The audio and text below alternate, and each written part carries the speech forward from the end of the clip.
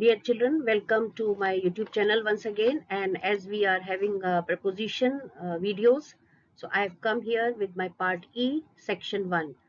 Now, why it is part E, section 1? Because in, at, on, they are widely used prepositions और इसमें बहुत ज़्यादा mistakes करते हैं. सभी बड़े भी और बच्चे भी सभी लोग mistake करते हैं. So, and they are actually used in a different meaning, different usage और इनके different areas होते हैं कि कहाँ आपको in use करना है, कहाँ at और कहाँ on. So here comes my first section of in, at, on. इससे previous वाले में हमने discuss किया था इनके other uses, but herein we are using it in the most, you can say, different meanings and usages. Section 1 और ये place में कैसे use होते हैं इसके ही 3 parts हैं dear children. कि प्लेस का जब मेंशन होगा तो इन, एट, ऑन कैसे कैसे यूज होगा. So without wasting time here comes the first video. Now in, at, on जब प्लेस के लिए यूज करते हैं, so let us see how do we use. Let us study these example. In a room, in a building, in a box, in a garden, in a town और a city, in a country. सो इस पूरी picture से हमें ये समझ में आता है कि they are commonly use to describe a place or you can say an enclosed place, an enclosed space or within the boundaries of a specific area. जैसे कि आप इन पिक्चर्स में देख रहे हैं, in a room और in a building और in a box. एक स्पेसिफिक बाउंड्री है, एक स्पेसिफिक एरिया है, एक एनक्लोज्ड जगह है जहां हमने इनका यूज किया है. और हम ये भी कह सकते हैं there is no one in a room, in the building, in the garden, but हम तब भी इन यूज करेंगे. What have you got in your hand, in your mouth? Hand or mouth, again it's an enclosed space. चाहे वो आपका मुंह है, चाहे आपका mouth है. When we were in Italy, we spent a few days in Venice, not at Venice. यहाँ पे हम at Venice नहीं use करेंगे because Venice अपने आप में एक कोई ना कोई boundary, कोई ना कोई political boundaries लिए हुए. तो इस वक्त हम एक specific area की बात कर रहे हैं, तो हम in Venice ही use करेंगे. I have a friend who lives in a small village in the mountains. You just see the use of in a small village in the mountains. Look at those people swimming in the pool, in the sea, in the river. So हमने इस वाली slide में यही सीखा है कि इन का जब हम यूज करते हैं एक एनक्लोज्ड स्पेस के लिए और with in the boundaries of a specific areas, तब हम इनका यूज करते हैं. और आई थिंक ये पिक्चर से बिल्कुल क्लियर है. Let us move on the next slide. अब ये है हमारा एट हम now let us first of all see the examples. At the bus stop, at the door, at the window, at the top of the page, at the bottom of the page, at the end of the street. Now dear children, इसमें हम at का use हमने कैसे किया है. हमें एक specific point है, एक स्पेसिफिक लोकेशन है, and we have not emphasized the inside or outside nature of the space. I think you have understood what I am trying to say. हम यहाँ पे ये कहना चाह रहे हैं कि स्पेसिफिक पॉइंट और लोकेशन है, and at the same time हम ये एम्फेसाइज नहीं कर रहे हैं. क्या एम्फेसाइज नहीं कर रहे हैं? द इनसाइड और outside nature of the space. जैसे कि एग्जाम्पल में आप कह सकते हो at school, at the door. So ये सारी जो चीजें हैं ये हम सिर्फ एक पॉइंट और एक लोकेशन को डिस्कस कर रहे हैं. We have not discussed or emphasized on the inside or outside nature of the space. Fine. तो हम at use करते हैं.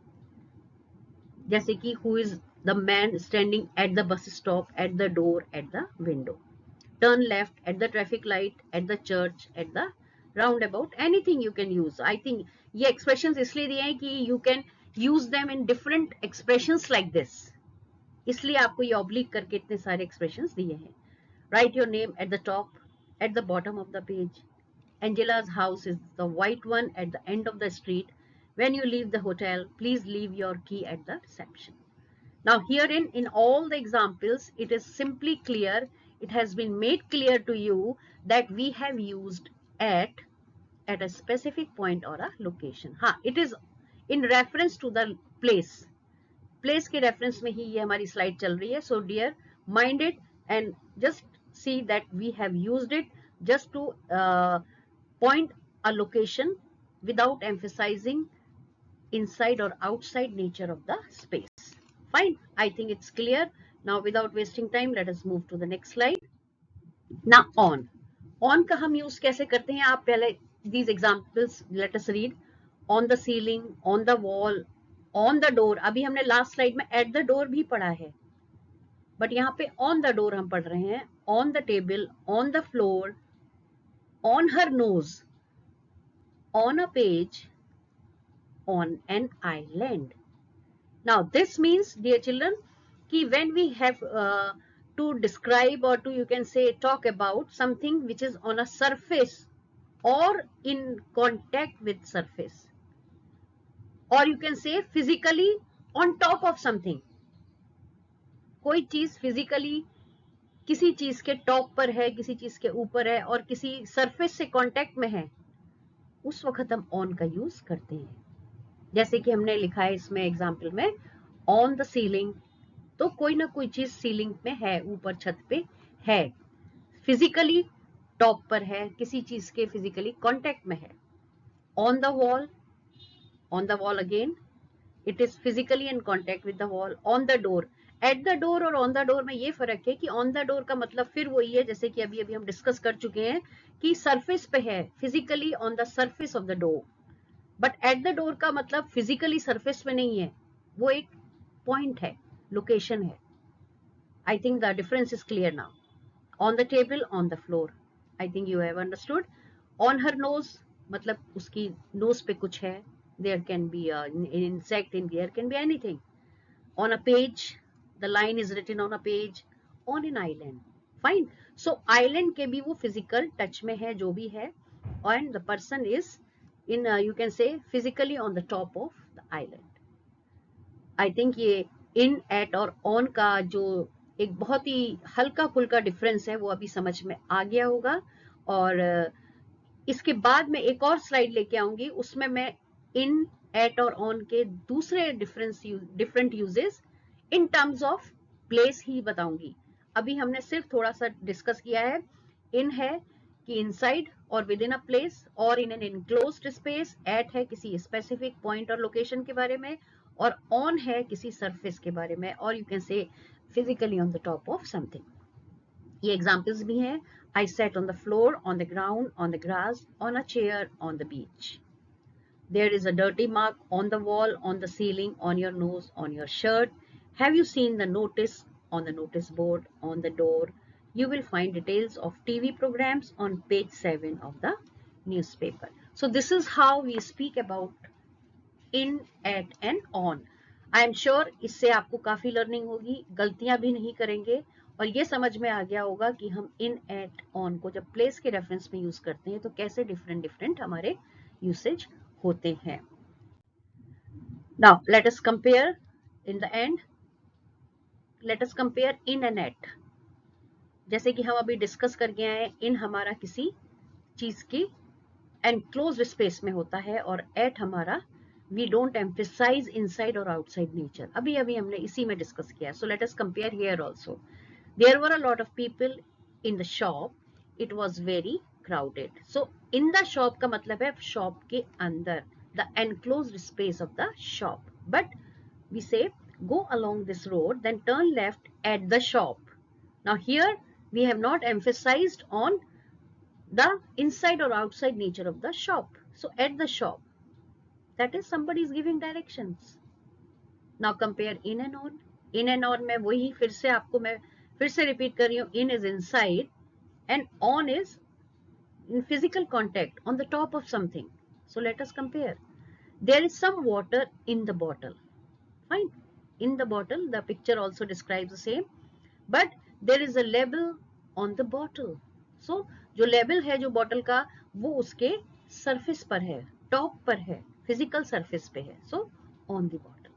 So this is the difference. Now compare at and on. At आपको पता ही है, अभी बार बार हम डिस्कस कर चुके हैं कि इनसाइड और आउटसाइड नेचर में डिस्कस करते हैं हम उसमें. और ऑन में हम ऑब्वियसली वो तो सरफेस पे ही होता है और वो फिजिकल किसी चीज के टॉप पर होता है, तो हम वो भी डिस्कस अभी करते हैं. There is somebody at the door. At the door, at you can say point, a specific point है वो और लोकेशन है. Shall I go and see who it is? But there is a notice on the door. Just look at the difference in the sentence.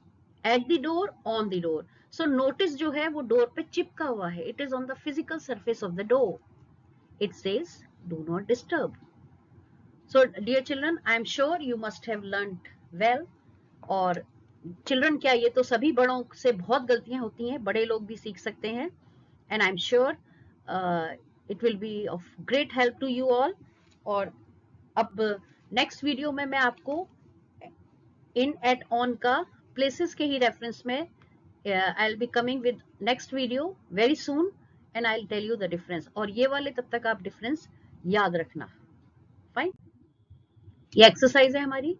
Answer the questions about the picture use in at और on with the words below the picture. First one, where is the label? It is on the bottle. I think this has been solved for you. On the bottle मतलब bottle की surface पर है. Second is, where is the car waiting? You can always write what it is. मतलब ये किसी कोई emphasizing the inside outside nature of the space, or it is on the surface, or it is within the enclosed space. That you have to decide. Third one, where is the fly? A fly, maybe it must be flying high or wherever, but ये हमें ढूंढना पड़ेगा ये क्या करना है इसमें. Fine. And fourth is, where is the notice? Notice कहीं ना कहीं होगा. And where is the key? की और नोटिस दोनों डोर पे ही हैं, बट एट का यूज कब होना है, इन का यूज कब होना है, ऑन का यूज, ये सब आपको डिसाइड करना है. Where is the Eiffel Tower? So Eiffel Tower कहाँ है ये भी आपको लिखना है. इन पेरिस है, एट पेरिस है, या ऑन पेरिस है. So let us we will discuss the answers in the next slide. Wait for my this thing, next video, और हम उस वीडियो में इसके आंसर्स का डिस्कशन जरूर करेंगे. And I am sure you must have liked it.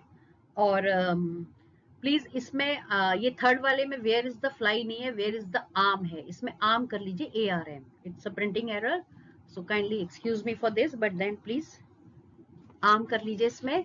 और हम नेक्स्ट वाली वीडियो में इसके आंसर डिस्कस करेंगे. एंड डियर चिल्ड्रन, ये तो आप इसको प्लीज सब्सक्राइब करिए चैनल को. आई will be coming with more informative videos, like जो इंग्लिश में आपको एनालिटिक पैसेजेस कैसे करने हैं और आपको और पैसेजेस कैसे करने हैं, how to go about the passages, मैं वो भी डिस्कस करूंगी. So don't ignore, kindly like, share and subscribe. I'll be coming with next video very soon. So keep on watching. Preposition part E section 2 to be continued. Watch out for more and kindly like, share and subscribe, dear children. Thank you for watching.